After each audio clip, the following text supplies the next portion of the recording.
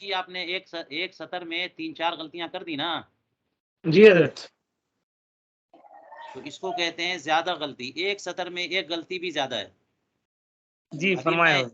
ہاں ابھی میں اتنا سمجھوں گا کہ اگر یہ بہت اچھی بات. جی جی حضرت. ایک بات میں کہہ رہا ہوں سن لیجئے. جی حضرت. جی کوئی نہ کوئی معیار بنانا پڑے گا. ایمان لیں کہ 3 سطر میں ایک غلطی کو قبول کر لی جائے. اپنے طور پہ بھی آپ قبول کر لیجیے چلو 3 سطر میں ایک غلطی, لیکن ہر سطر میں ایک غلطی ہے تو اس کا مطلب محنت کرنی پڑے گی. اور اگر ہر سطر میں 3-4 غلطیاں ہیں تو پھر زیادہ. السلام علیکم. وعلیکم السلام ورحمۃ اللہ. کہہ رہے ہیں حضرت تو کتاب شروع ہونے سے پہلے مطلب جب بھی کسی کے ذریعے بلا تعین کسی کا نام رکھ کر کے اگر اسے عبارت خانے کے لیے کہی جائے کہ وہ کچھ سطریں پڑھے, اگر غلطی کرے روزانہ ڈانٹ پڑے تو ہو سکتا ہے کہ وہ اس کو کچھ سمجھ میں آئے, ورنہ پوری کلاس کر لے گا اور وہ نہیں پڑھ پائے گا. اصل میں آپ حضرات علماء ہیں, اور میں نے کہا تھا کہ اس کو یہ کلاس اسی انداز میں ہو جیسے ساری کلاسیں ہوتی رہتی ہے, تو یہ مناسب لگتا نہیں ہے. تخصص کی کلاس ہے نا, اس لیے میں نے پڑھوایا نہیں عبارت. اور اگر آپ لوگ چاہیں گے تو چند دن پڑھوا سکتے ہیں. نہیں, کہنے کا مطلب یہ ہے نا کہ اتنے اس گروپ میں جو لوگ بھی ہیں وہ سارے لوگ سماعت کر رہے ہیں, سن رہے ہیں, اور یہ کہ جب اسے درمیان میں ان کی غلطیاں نکلیں گی تو ایک شرمندگی اور آر محسوس ہوگی, اور اس کے ذریعے وہ اس کی تیاری کریں گے. اور یہ ہے کہ حضرت آپ عبارت پڑھتے ہیں, اس کا ترجمہ کرتے ہیں, اس کا مفہوم آپ بتاتے ہیں, ساری چیزیں رہتی ہیں, تو اس میں یہ جاتا اگر عبارت خانی اچھی ہو جائے اس کے بعد سے کیا نام ہے, اگر اس کا مفہوم ایک مرتبہ سمجھا دیا جائے پھر اس کے بعد سے ترجمہ ہو تو زیادہ انسب لگتا ہے مجھے. میں نے پہلے بتایا تھا. آپ کون بول رہے جی, ہیں؟ محمد نوشاد عالم ثقافی.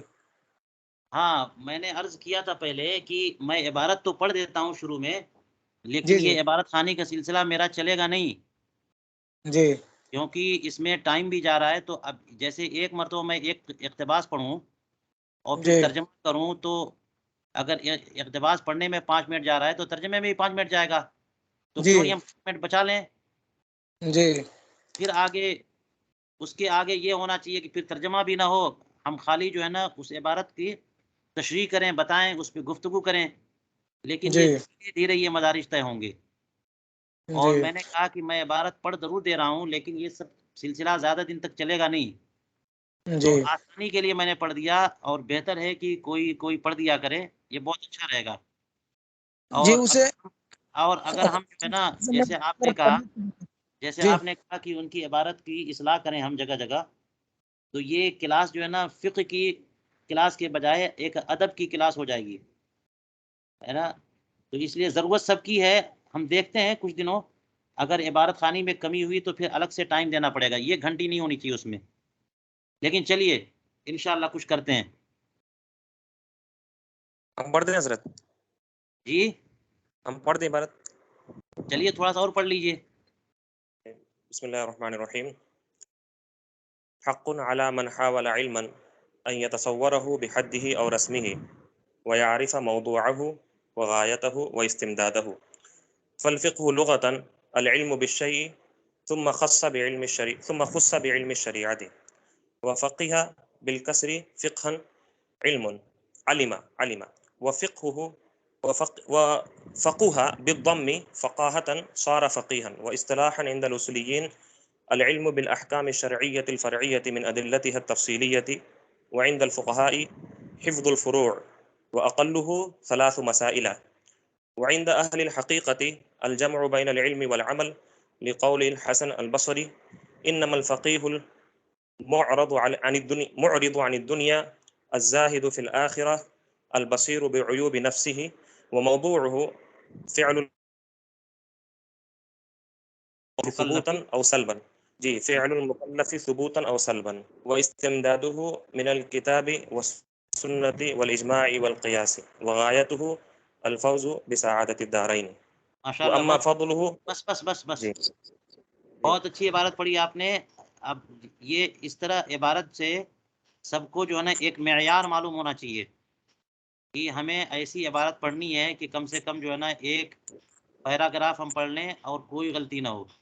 میں تو ابتدائی طور پر یہ بھی کہتا ہوں کہ چلو 2-3 سطر میں ایک غلطی ہو جائے تب بھی ہم معیار پہ مان لیں گے، لیکن اگر ہر سطر میں 2-3 غلطی ہو رہی ہے تو وہ ہمیں محنت کرنے کی ضرورت ہے، پھر ہمیں نحو کے اصول بھی ازبر کرنے کی ضرورت ہے، پھر صرف پہ بھی جانے کی ضرورت ہے، ٹھیک ہے؟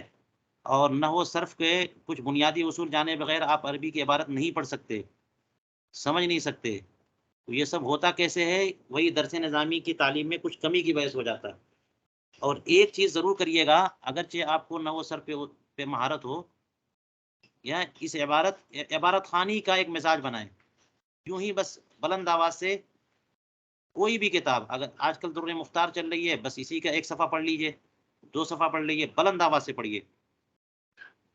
چلیے اب ہم اس کے درس کو شروع کرتے ہیں. آج بھی وقت زیادہ ہو گیا، لہٰذا مختصری درس اس کا ہوگا. ارے کس نے ریکارڈنگ سٹارٹ کر دی ہے؟ چلیے بسم اللہ الرحمن الرحیم. علامہ حسکفی نے اپنی شرح میں اصل تنویر الابصار کی عبارتوں کی توضیح و تشریح سے پہلے ایک مقدمہ رکھا، اور مقدمے میں پتہ ہے کہ کتاب کے مقاصد تک پہنچنے کے لیے جن امور کا جاننا ضروری ہوتا ہے ان امور کو مصنف بیان کرتے ہیں. یہاں پر علامہ حسکفی کچھ اضافی باتیں بھی ذکر کریں گے. تو چلیے کہتے ہیں کہ حق علی من حاول علما ان یتصورہ بحدہ اور رسمی، جو کسی علم کا ارادہ رکھتا ہو اس کے اوپر حق ہے. اور یہاں پر حق علی یہ لفظ جو ہے نا یہ بتا رہا ہے کہ کہنا یہ چاہتے ہیں کہ اس کے اوپر لازم ہے، ضروری ہے کہ وہ اس کی حد یا اس کی رسم کا تصور کرے. پہلے اس علم کو تو جانے. جو بھی کسی علم کو حاصل کرنا چاہتا ہے اسے لازم ہے کہ پہلے اس علم کے بارے میں جانے، یعنی ورنہ طلب مجہول مطلق لازم نہیں آئے گا. ہوا میں آپ جو ہے نا لاٹھی چلائیں گے، کیا ملنے والا ہے؟ تو اس لیے پہلے جو چیز حاصل کرنا چاہ رہے ہیں اسے وہ پتہ تو ہو کہ وہ کیا چیز ہے. اب اس کو جاننے کے 2 مراتب ہیں، انہی میں سے ایک کو حد کہتے ہیں، ایک کو رسم کہتے ہیں. یا تو ذاتیات کے ذریعے جانا جائے تو اسے حد کہتے ہیں، یا خواص یا جو ہے عوارض کے ذریعے جانا جائے تو اسے رسم کہتے ہیں. کسی کی تعریف ہوتی ہے، حد تام ہے، حد ناقص ہے، اور اگر ذاتیات سے نہیں ہے بلکہ عوارض سے ہے تو رسم تام ہے، رسم ناقص ہے. کچھ تو معرفت ہو، کچھ تو بصیرت ہو، تھوڑا موڑا بھی کم سے کم اندازہ ہو کہ ہم جو پڑھنے جا رہے ہیں وہ ہے کیا. یہ فقہ کی بات ہے. تو اسی طرح یہ مطلقاً کہہ رہے ہیں کسی بھی فن کو جاننے کے لیے پہلے آپ اس کو کچھ نہ کچھ اس کے معاملے میں تصور کریں، سیکھیں، سمجھیں. اور یہ بھی لازم ہے کہ اس کے موضوع کو جانیں کہ وہ اس کا موضوع کیا ہے، کس بارے میں بات ہوگی. اور اسی طرح سے اس کی غایت کیا ہے، مقصد کیا ہے، کس چیز کو ہم ٹارگٹ کریں گے، حاصل کیا ہوگا، فائدہ کیا ہوگا، ورنہ زندگی یوں ہی کیوں برباد کرے کوئی. اسی طرح سے استمداد بھی جان جائے. استمداد کا مطلب یہ ہوا کہ اس میں کن کن چیزوں سے مدد لی جائے گی، کون کون سے وسائل استعمال کیے جائیں گے. ٹھیک ہے، تو فرماتے ہیں اب دیکھیے ان سب چیزوں کا ذکر یہاں پہ کر رہے ہیں. فل فقہ لغتاً، اب فقہ کی تعریف کریں گے تو پہلے تعریف لفظی اور لغوی کریں گے، پھر اصطلاحی، اور پھر اصطلاح میں بھی کئی اصطلاحات اس میں جاری ہیں. فقہ جو ہے وہ اصولیین کے نزدیک کیا ہے، اور فقہاء کے نزدیک کیا ہے، عرفی معنی کیا ہے، اور صوفیہ کے نزدیک کیا ہے، اور عارفین کے نزدیک کیا ہے، اور وغیرہ وغیرہ وغیرہ. لغوی معنی فقہ کا تو صرف جاننا ہے، فقہ یا فقہ صرف جاننا، سمجھنا. العلم بالشیء ثم خص بعلم الشریعت، پھر اس کے بعد جو ہے اس کو علم شریعت کے ساتھ خاص کر دیا گیا کہ فقہ کا معنی شریعت جاننا. ورنہ جناب کوئی بھی میتھمیٹیشین ہوگا اسی کو فقیہ کہہ دیجئے کہ میتھ کے حساب جانتا ہے، یا فزکس کا ایکسپرٹ ہو، یا نحو کا ماہر ہو، صرف کا ماہر ہو، فقیہ کہہ سکتے ہیں؟ نہیں، فقیہ کہیں گے جو علم شریعت رکھتا ہو.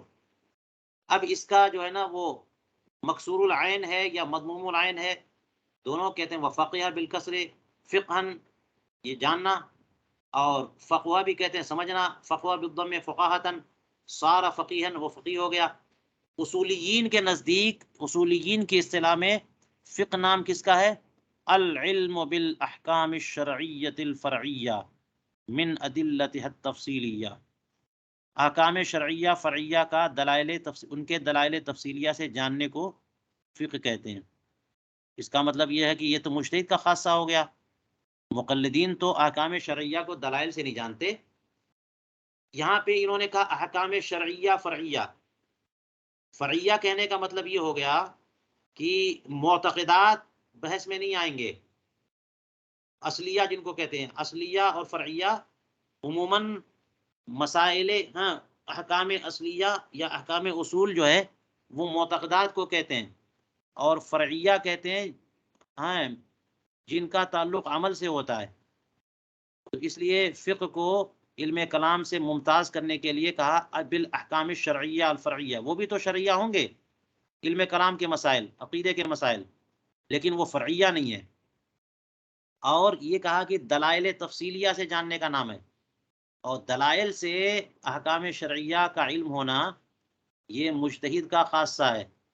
آپ کہہ سکتے ہیں کہ بہت سارے فقہا تو سارا کے سارا استدلال کر لے جاتے ہیں، تو اب کہہ لیجئے کہ اسی لیے تو ہمارے علماء نے فرمایا کہ کیا ضروری ہے کہ جو دلائل ان شارحین نے اپنی کتابوں میں ذکر کیے عند الامام بھی وہی دلیل ہو؟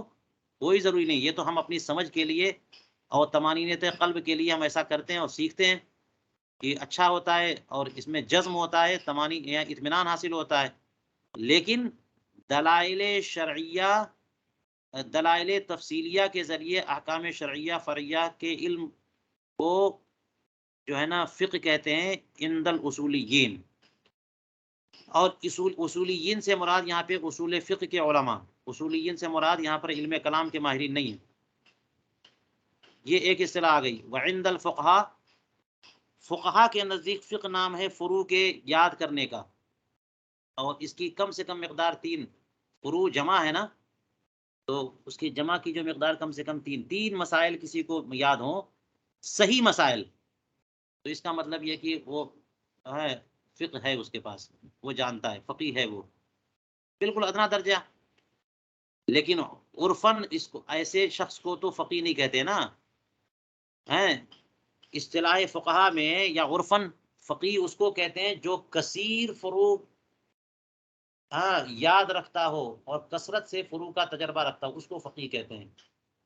جس کو کثرت سے جزیات یاد ہوں اور ان کا تجربہ رکھتا ہو وہ فقیہ کہلاتا ہے۔ وعند اہل الحقیقت، اور اہل حقیقت کے نزدیک، ہو سکتا ہے اس سے مراد صوفیاء کرام ہو، الجمع بین العلم والعمل، علم و عمل کے درمیان جمع کا نام ہے فقہ، یعنی مسائل جاننا اور ان کے مطابق عمل کرنا۔ لہٰذا اگر کوئی شخص مسئلہ تو جانتا ہے اور عمل نہیں کرتا، وہ فقیہ نہیں ہے، اگرچہ وہ اصولیین کے نزدیک یا فقہا کے نزدیک فقیہ ہے، لیکن ارباب حقیقت اور صوفیاء کرام کے نزدیک وہ فقیہ نہیں ہے۔ علم اور عمل دونوں کا جامع ہے، اپنے علم کے مطابق عمل کرتا ہو، کیونکہ امام حسن بصری ارشاد فرماتے ہیں کہ فقیہ تو وہی ہے جو دنیا سے اعراض کرنے والا، روگردانی کرنے والا، اور آخرت میں بھی زاہد ہو، آخرت میں بھی اس کو لالچ نہیں ہو کہ جناب جنت میں حوریں ملیں گی اور حور و قصور اور جناب ایسے ایسے پھل ملیں گے، خوب مزہ آئے گا، لطف لیا جائے گا، چلو نماز پڑھتے ہیں، حوریں چاہیے تو نماز پڑھو۔ یہ نیت کرنا یہ بری نیت نہیں ہے، لیکن زاہدین کی نیت یہ بھی نہیں ہوتی۔ زاہدین اور صوفیاء کرام کی نیت نمازوں سے بھی، آخرت کی سرخروئی سے بھی اللہ کی رضا ہوتی ہے، اللہ تعالیٰ راضی ہو جائے اور ہم اس کی گرفت سے، ناراضگی سے بچ جائے، ہمارا کام بن گیا۔ اب اس کے ساتھ ساتھ نعمتیں بھی ملیں گی، ٹھیک ہے۔ تو فقیہ ان لوگوں کے نزدیک کون ہے؟ جو دنیا سے روگردانی کرنے والا ہو اور آخرت میں زاہد ہو اور اپنے عیوب کو خوب اچھی طرح دیکھتا اور جانتا اور سمجھتا ہو کہ میرے اندر کیا کیا عیوب ہیں۔ وہ نہیں کہ اپنا عیب نظر نہ آئے اور دوسروں کے عیوب پر نظر ہمیشہ رکھے آدمی۔ اس اعتبار سے اگر دیکھیے گا تو جناب شاید ہی کوئی فقیر زمانے میں ملے۔ فرماتے ہیں کہ فقہ کا موضوع کیا ہے؟ فعل المکلف ثبوتا او سلبا، مکلف کے افعال جو ہیں وہی موضوع ہیں۔ فقیہ ہمیشہ بات کرے گا انسانوں کے افعال سے، مکلف سے مراد انسان کے افعال جو ہے نا، کہ ثبوتا و سلبا کیا کرنا ہے کیا نہیں کرنا ہے۔ اگر فلاں کام نہیں کیا، چھوڑ دیا، تو صحیح تھا یا غلط تھا؟ فلاں کام کیا وہ صحیح تھا یا غلط تھا؟ حرام تھا یا حلال؟ یا فلاں کام کیا اس نے، وہ صحیح منعقد ہوا بھی کہ نہیں ہوا؟ وہ کام کرنا درست تھا بھی کہ نہیں تھا؟ یا وہ محض باطل تھا، اسے پھر کرنا پڑے گا؟ تو مکلف کا فعل موضوع ہے فقہ کا۔ وَاِسْتِمْدَادُهُ مِنَ الْكِتَابِ وَالسُّنَّةِ وَالْإِجْمَاعِ وَالْقِيَاسِ، فقہ میں 4 چیزوں سے مدد لی جاتی ہے۔ اس کے ریسورسز 4 ہیں جن کو دلائل اربعہ کہتے ہیں: قرآن، سنت، اجماع اور قیاس۔ یہ سب کو پتہ ہے، اور اس کا مقصد جو ہے دارین کی سعادت مندی حاصل کر لینا ہے۔ وَأَمَّا فَضْلُهُ، رہی فضیلت فقہ کی، فرماتے ہیں فَكَثِيرٌ شَهِيرٌ، یہ تو بہت ہے اور بڑی شہرت ہے، بڑی مشہور فضائل ہیں اس کے۔ اور انہی میں سے وہ فضیلت بھی ہم ذکر کر لیتے ہیں جن کا تذکرہ خلاصۃ الفتاوی اور دیگر کتب میں ہے، کہ فرمایا النظر فی کتب اصحابنا من غیر سماع افضل من قیام اللیل، ہمارے فقہائے حنفیہ کی کتابوں میں نظر کرنا بغیر سماع کے یہ رات کی نمازوں سے بھی افضل ہے۔ قیام اللیل کا جب لفظ آتا ہے تو آپ یہ مت سمجھیے کہ جناب یوں ہی کھڑے کھڑے بات چیت کرتے رہیں تو اس کو بھی قیام اللیل کہہ دیں گے۔ قیام اللیل سے مراد نماز ہے، کیونکہ رات میں حضور کریم علیہ الصلوۃ والسلام طویل قیام کرتے تھے، اس لیے رات کی نمازوں کو قیام اللیل کہہ دیا گیا۔ تو رات میں جو نفل نمازیں ادا کی جائیں، تہجد ہوں اور بھی نمازیں ہوں، وہ بلا شبہ بڑی فضیلت والی چیزیں ہیں، ان کے لیے بہت فضیلتیں ہیں، لیکن ان سے زیادہ فضیلت اس بات کو حاصل ہے کہ کوئی شخص فقہ کی کتابوں میں نظر کرے۔ اور یاد رکھیے گا، اس نظر کرنے سے مراد یہ نہیں کہ خالی کتاب کھولیے اور یوں ہی آنکھ ادھر سے ادھر ادھر سے ادھر کرتے رہیے اور جناب آپ قائم اللیل ہو گئے، نہیں، محض نظر کرنا نہیں، نظر سے مراد امعان، غور، فکر ہے، اس میں توجہ کرنا، اس کے دقائق میں اترنے کی کوشش کرنا، سمجھنے کی کوشش کرنا۔ ہاں یہ کہہ سکتے ہیں آپ کہ نظر سے مراد سیکھنے یا سکھانے دونوں مقصد سے نظر کرنا، تو فقہی کتاب کا مطالعہ یہ کہہ سکتے ہیں آپ، فقہی کتاب کا بنظر غائر مطالعہ کرنا یہ رات کی عبادت سے افضل ہے۔ کوئی کہہ سکتا ہے کہ یہ کیسے ہو گیا جناب؟ تو اس کی وجہ ایک یہ ہو سکتی ہے، اور بھی وجہ ہو سکتی ہیں۔ ایک وجہ یہ ہو سکتی ہے کہ رات میں اگر آپ نماز پڑھتے ہیں، بالکل پڑھیے، اس کا جو ثواب ملے گا وہ آپ کی ذات تک محدود رہے گا، آپ کو ثواب ملے گا، ٹھیک ہے۔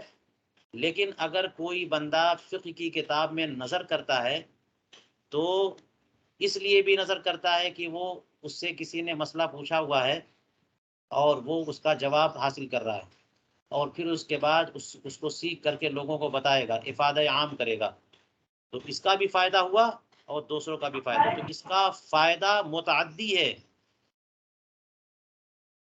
تعلم فقہ کا، مطالعہ کتب فقہ کا فائدہ جو ہے وہ منحصر نہیں ہے صرف اسی شخص کی طرف، یہ متعدی ہے، اس کا فائدہ لوگوں تک پہنچنے والا ہے۔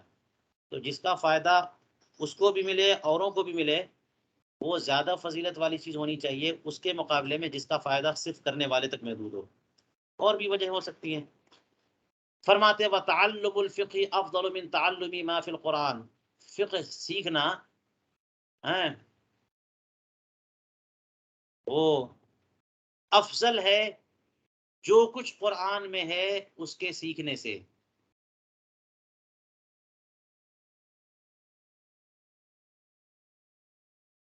اور اس سے مراد یہ کہ احکام فقہیہ جن آیات میں مذکور ہیں ان کے علاوہ، کیونکہ وہ بھی تو تعلم فقہ کے قبیل سے ہو گیا۔ مثال کے طور پر جو ہے سورہ نساء کی آیت ہے یوصیکم اللہ فی اولادکم للذکر مثل حظ الانثیین، پوری تفصیل ہے کہ ان کو کتنا حصہ ملے گا وراثت کا. تو پورا کے پورا حصہ جو ہے نا فقہ کے تعلق سے ہے. تو فقہ سیکھنا وہ آیت سیکھنا سب برابر ہے. وہی مسئلہ قرآن پاک سے سیکھے اور بھی فضیلت حاصل ہوگی. تو اس سے مراد یہ ہونا چاہیے کہ فقہ سیکھنا قرآن کریم کی فقہی آیتوں اور آیات احکام کے علاوہ باقی حصہ سیکھنے سے افضل ہے. اور یہ جملہ جو ہے نا ہو سکتا ہے بعض لوگوں کے لیے مشکل ہو جائے کہ دیکھیے جناب فقہ سیکھنا قرآن سیکھنے سے افضل کہہ رہے ہیں، حالانکہ قرآن سب سے عظیم ترین کتاب ہے، اللہ کا کلام ہے. تو اس میں وضاحت کر دوں کہ ان کی مراد یہ ہو سکتی ہے کہ فقہ سیکھنا باقی قرآن سیکھنے سے یعنی جزوی فضیلت. جزوی فضیلت کا مطلب یہ نہیں کہ دیگر وجوہ سے یا کلی فضیلت اس کو ہو، کہ قرآن تو سب سے افضل کلام ہے، قرآن سیکھنا سب سے افضل ہے، قرآن پڑھنا سب سے افضل ہے کتب فقہ پڑھنے وغیرہ سے اگر تلاوت مقصود ہے تو. ورنہ فقہ سیکھنا کبھی کبھی فرض ہو جائے گا، جبکہ احکام پر عمل کرنا سیکھنے پر ہی موقوف ہو تو فقہ سیکھنا فرض ہو جائے گا. حالانکہ پورا قرآن سیکھنا فرض نہیں ہے. اگر چند آیتیں سیکھ لی جس سے نماز درست ہو جائے تو پھر قرآن سیکھنا بہتر ہے. لیکن ایسی صورت میں فقہ سیکھنا جن پر مسائل کا انحصار احکام شرعیہ پر عمل کا انحصار ہو وہ سیکھنا ضروری ہے.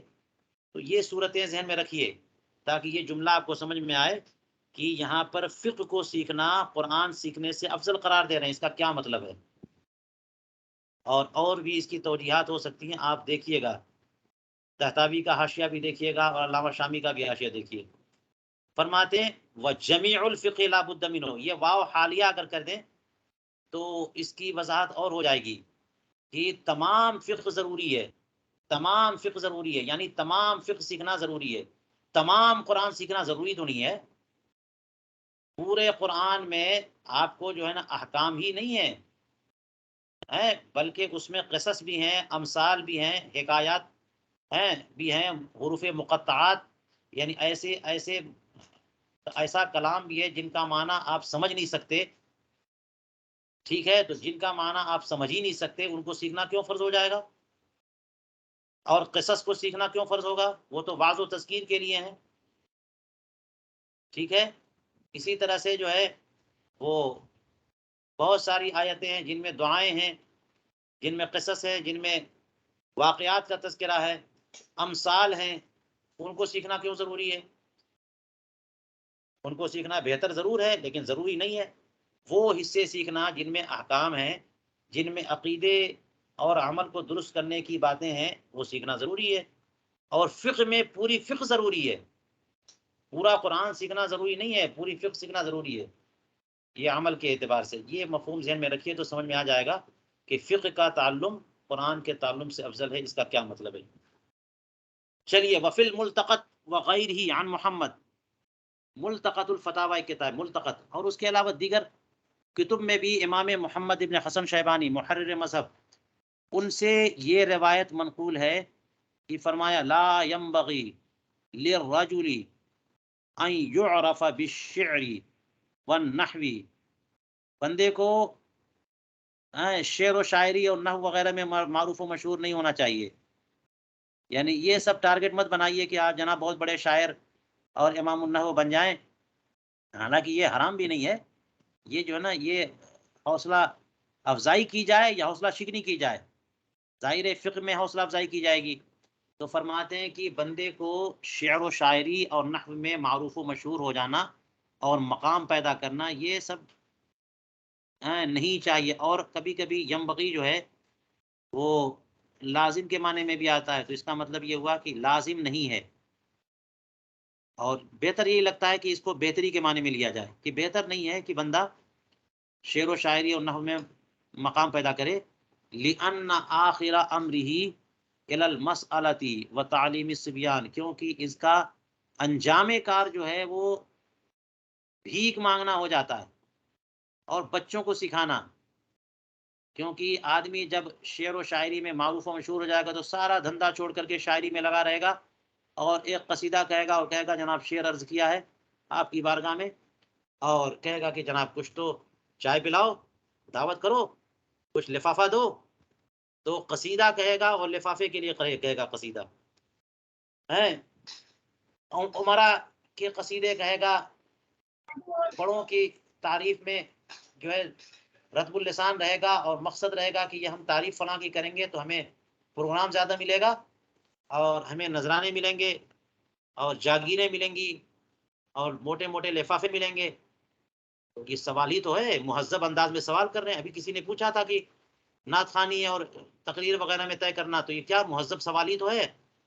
فرماتے ہیں کہ وَتَعْلِيمِ الْمَسْأَلَةِ، نہیں وَتَعْلِيمِ الصِّبْيَانِ، نحو میں ماہر ہو گئے تو جناب لوگ آئیں گے آپ کے پاس، کہیں گے ہمارے بچے کو پڑھا دو، ہمارے بچوں کو. تو جناب آپ کا منتہا یہ ہوا کہ آپ چھوٹے چھوٹے بچوں کو جا کر کے پڑھا رہے ہیں، عقل مندوں میں تو بیٹھ ہی نہیں رہے آپ. فرمانے اسی طرح سے حساب میں بھی بندوں کو، کسی بندے کو معروف و مشہور ہونا مناسب نہیں ہے. یہ نہیں کہہ رہے کہ شعر و شاعری مت سیکھیے اور نحو مت سیکھیے، معروف و مشہور ہونا یا آپ اسی سے جانے جائیں. اسی طرح سے حساب کے میں بھی لِأَنَّ آخِرَ أَمْرِهِ إِلَى مَصَاحَةِ الْأَرْضِينَ، کیونکہ اس کا انجام جو ہے، آپ ماہر ہو جائیں گے تو آپ کو کدھر جانا پڑے گا؟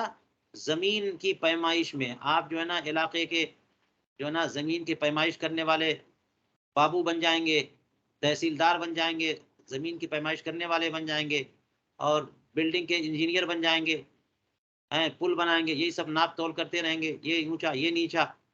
یہ کوئی ایسی چیز ہے جناب جس پہ رشک کیا جائے؟ یا وہ زمین اس کی نظر ہی جو ہے پہاڑوں پہ، زمینوں پہ، پیمائش پہ، اسی چیز پہ رہتی ہے. تو حساب میں معروف و مشہور ہوں گے تو زمین کی پیمائش ہی آپ کا پروفیشن بن جائے گا. آپ کا لگاؤ قرآن و حدیث سے نہیں ہوگا. ولا بالتفسیر، اسی طرح سے بندے کو تفسیر میں بھی ایسا شغف نہیں ہونا چاہیے کہ شغف کے ساتھ ساتھ وہ اسی میں مشہور ہو جائے. کیوں؟ لِأَنَّ آخِرَ أَمْرِهِ إِلَى التَّذْكِيرِ وَالْقِصَصِ، کیونکہ اس کا انجام کار تذکیر قصص ہیں. وہ واعظ بن جائے گا، اس سے واقعات بیان کرے گا. حضرت لقمان علیہ السلام کے یہ واقعات ہیں، حضرت یوسف علیہ السلام کا یہ واقعہ، اور ذوالقرنین، سکندر ذوالقرنین کا واقعہ، اصحاب کہف کا یہ واقعہ. اور لوگ جو ہے نا شوق سے سنیں گے، آپ شوق سے بیان کریں گے، بس یہی چلتا رہے گا. اور جناب نمازیں چھوٹتی رہیں گی، احکام کی طرف آئیں گے نہیں، نماز کی تفصیل نہیں ہوگی، اور امراض قلب اور امراض روحانی اس کی طرف توجہ نہیں ہوگی. تو اس لیے یہ جو ہے نا، دیکھیے یہ جو اقوال آتے ہیں ائمہ کرام سے، ان کا محمل تلاش کرنا چاہیے. یہ مطلب نہ نکال لیجیے گا کہ یہ جناب امام محمد اس کو غلط کہہ رہے ہیں، برا کہہ رہے ہیں اور تفسیر سے منع کر رہے ہیں. تفسیر تو بہت اعلیٰ فن ہے، اور قرآن کریم کے علوم سے اشتغال کا نام ہے. جی، بمعنی یہاں پہ جو کہنا چاہ رہے ہیں وہ اس معنی میں کہنا چاہ رہے ہیں کہ احکام سے الگ ہو کر کے، احکام سے الگ ہو کر کے ان امور میں آپ مشہور ہو جائیں تو آپ کا مقام جب ہو جائے گا تو یہی معاملہ آپ کا کام یہی رہے گا. تو آگے فرماتے ہیں بل، یہ اضراب کے لیے ہوتا ہے نا، بل ہونا کیا چاہیے؟ بل یکون علمہ فی الحلال والحرام وما لا بد منہ من الاحکام، بلکہ بندے کا علم جو ہے وہ حلال و حرام میں ہونا چاہیے، اور جو احکام ضروری ہیں اس میں علم اور معرفت اور مہارت ہونی چاہیے، اس میں مشہور ہونا چاہیے، ان میں مقام پیدا کرنا چاہیے، تاکہ لوگ آپ سے رابطہ کریں تو حکم شرع جاننے کے لیے رابطہ کریں، اسی میں اشتغال رہے. یہ بہت بڑا کام ہے. اب دیکھیے ایک مثال میں ذکر کرتا ہوں. حضور امام اہل سنت مجدد دین و ملت امام احمد رضا اعلیٰ حضرت فاضل بریلوی رضی اللہ تعالیٰ عنہ کی، وہ تو سارے فنون میں ماہر تھے نا، لیکن یہ تھوڑی ہے کہ آپ نے اپنی جو ہے نا وہ عادت بنا لی تھی انہی امور میں اشتغال کی. وہ کسی بھی فن میں اشتغال لگتے تو محض علم دین کی حیثیت سے، فقہ کی حیثیت سے، عقیدے کی حیثیت سے، ورنہ یہ تھوڑی ہے کہ مفسر تھے، محدث تھے تو محض اصول تفسیر سے ہی اشتغال رکھیں اور تفسیر کی کتابیں لکھتے رہیں، حدیث کی کتابیں لکھتے رہیں. سارے فنون میں مہارت کے ساتھ ساتھ اس مہارت کو دین کے لیے استعمال کرنا، یہ معاملہ ہونا چاہیے. چنانچہ کسی شاعر نے کہا کہ اذا معتز ذو علم بعلم فعلم الفقہ اولا باعتزازی فکم طیب یفوح ولا کمسک وکم طیر یطیر ولا کبازی.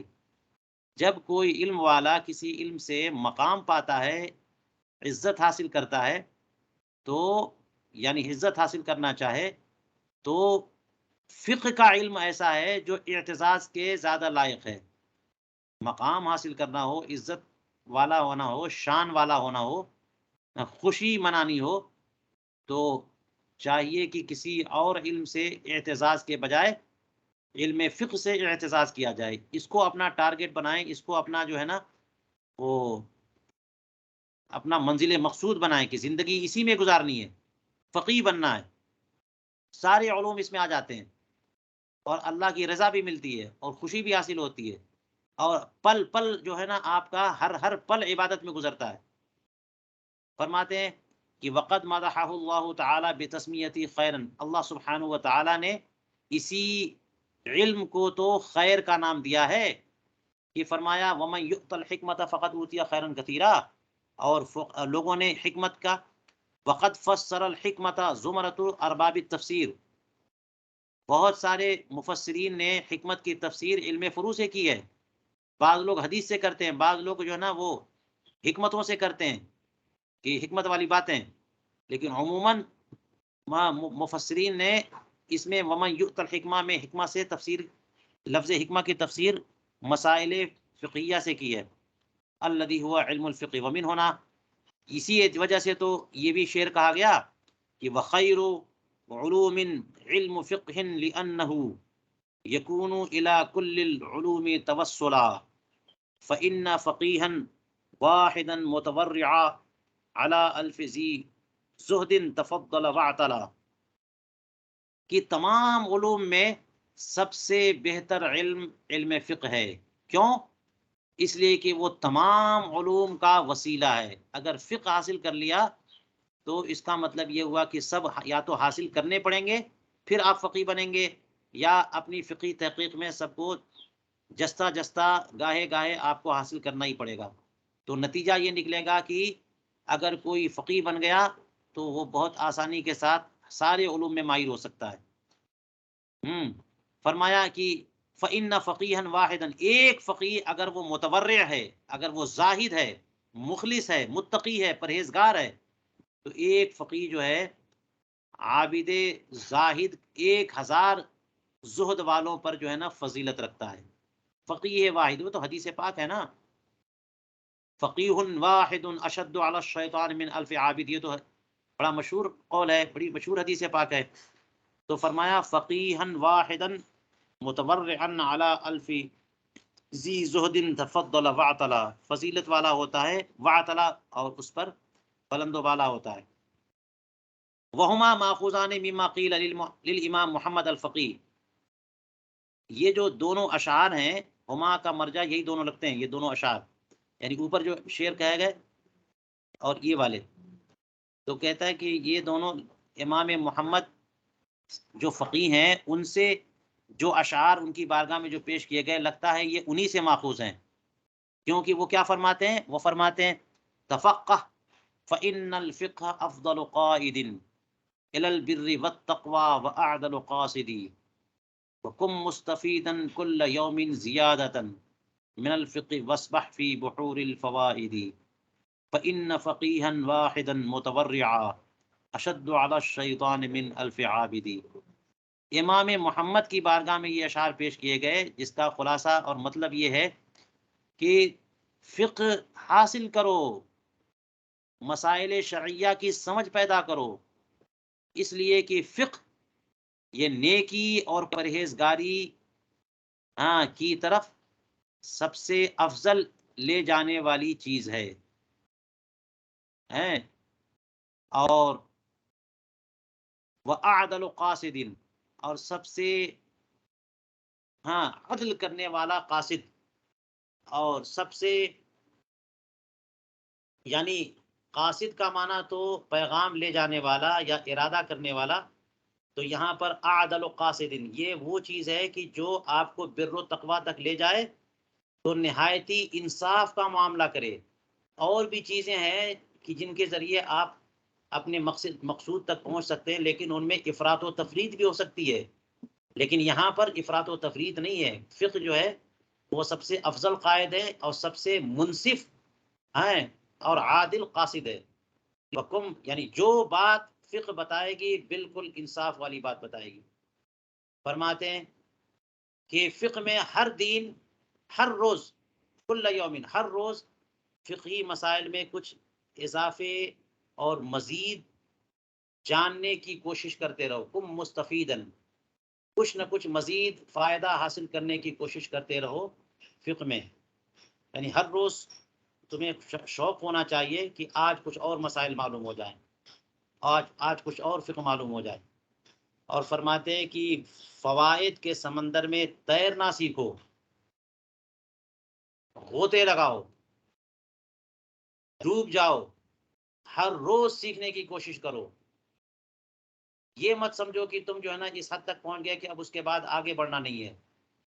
فرماتے اس لیے کہ ایک فقیہ جو متورع اور زاہد جو متقی اور پرہیزگار ہے وہ 1000 عابد سے گراں اور بوجھل اور مشکل ہو جائے گا شیطان پر. شیطان اس ایک فقیہ سے مقابلہ نہیں کر سکے گا اور ہار جائے گا جو مقابلہ وہ ہزاروں عابد سے کر سکتا ہے. اور فرماتے ہیں کہ ومن کلام علی رضی اللہ عنہ مل فضل الا لأهل العلم انهم على الهدى لمن استهدى ادلاء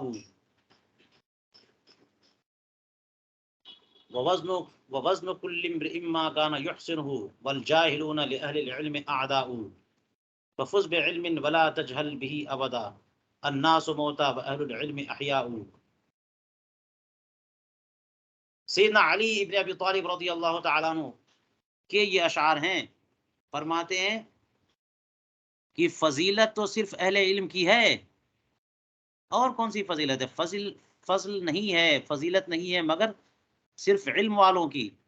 علم والوں کو جو فضیلت حاصل ہے وہ کسی کو نہیں ہے، کیونکہ وہی لوگ تو وہ ہیں کہ جو طالب ہدایت کے لیے ہدایت پر دلیل اور گواہ اور رہنما ہیں. ادلا ہے یہ ادلہ کے بجائے دلیل. تو دلیل اس کو کہتے ہیں جو کسی کی طرف رہنما ہو، راہبر ہو. تو جو بھی لمن استہدا جو ہدایت طلب کرے گا اس کے لیے ہدایت تک پہنچانے کا ذریعہ اہل علم ہیں. یہ پیسے والے، دولت والے، اقتدار والے، سیاست والے ہیں اور یہ کرتب والے اور دیگر فنون والے یہ آپ کو ہدایت نہیں دے سکتے. طالبین ہدایت کو ہدایت ملے گی تو اہل علم سے اور فقہا سے ملے گی.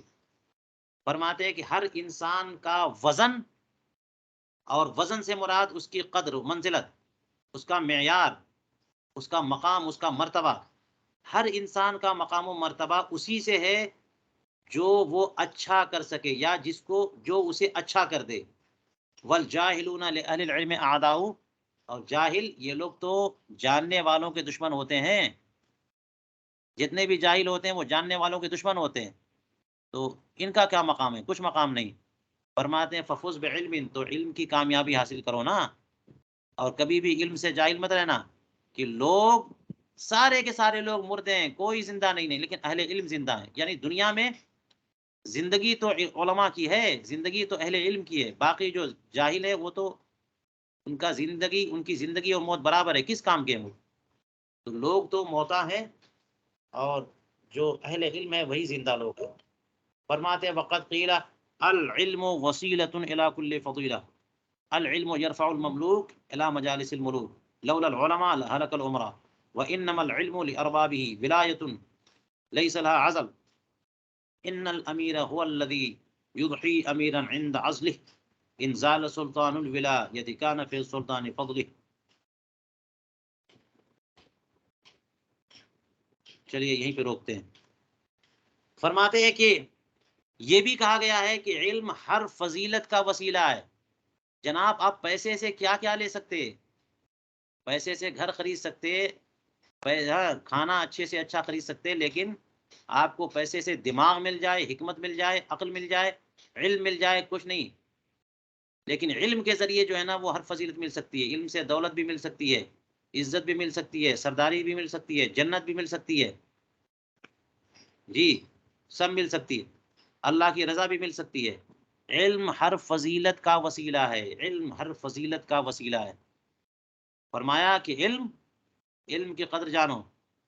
علم جو ہے ایک مملوک اور غلام کو بادشاہان زمانہ کی ہم نشینی عطا کر سکتا ہے.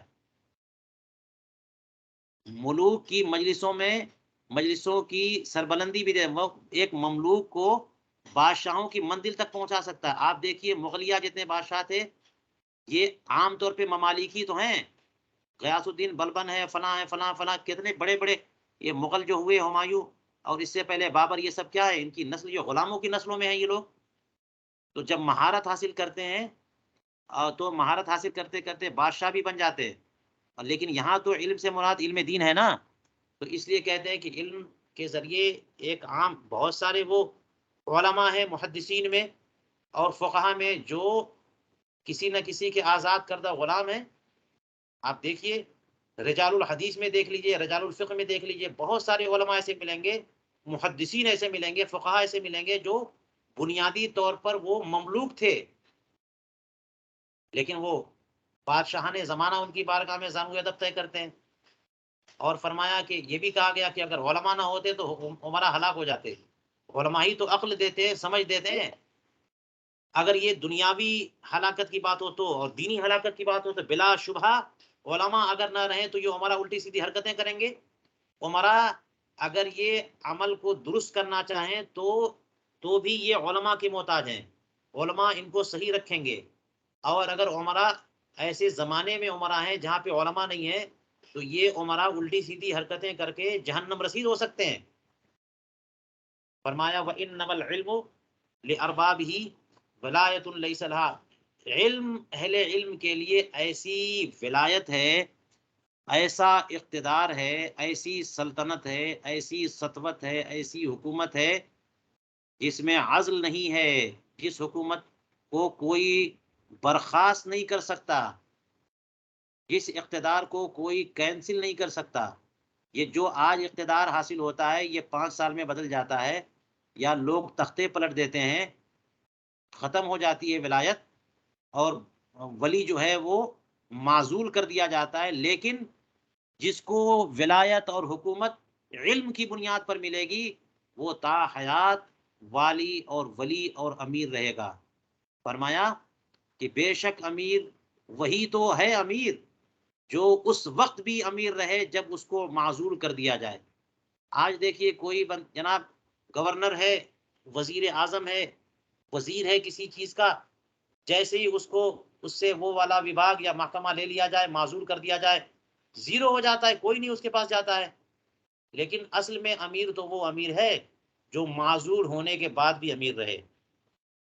ہم نے ذکر کیا تھا آپ کے سامنے حضرت امام سرخسی کا کہ اس زمانے کے حاکم نے پابند کر دیا تھا انہیں اور قید خانے میں بھیج دیا تھا، مگر وہاں بھی ان کی حکومت چلتی رہی. جو عمارت اور سطوت ان کو حاصل تھی سارے لوگ وہیں پہ آتے رہے اور علم سیکھتے رہے. تو فرماتے کہ امیر تو وہی ہے کہ معزول کیے جانے کے بعد بھی وہ امیر رہے، کہ اگر ولایت والی سلطنت اس کی ختم ہو جائے تو اس کی علم کی فضیلت والی سلطنت میں تو کم سے کم وہ رہے گا. لہٰذا اصل عمارت یہی ہے، اصل فضیلت یہی ہے. اللہ تبارک و تعالی ہمیں علم کا طالب بنائے، علم کا شائخ بنائے، آمین اور اس کی برکتوں سے ہمیں مالا مال کرے. السلام آمین. علیکم. آمین. السلام علیکم ورحمۃ اللہ.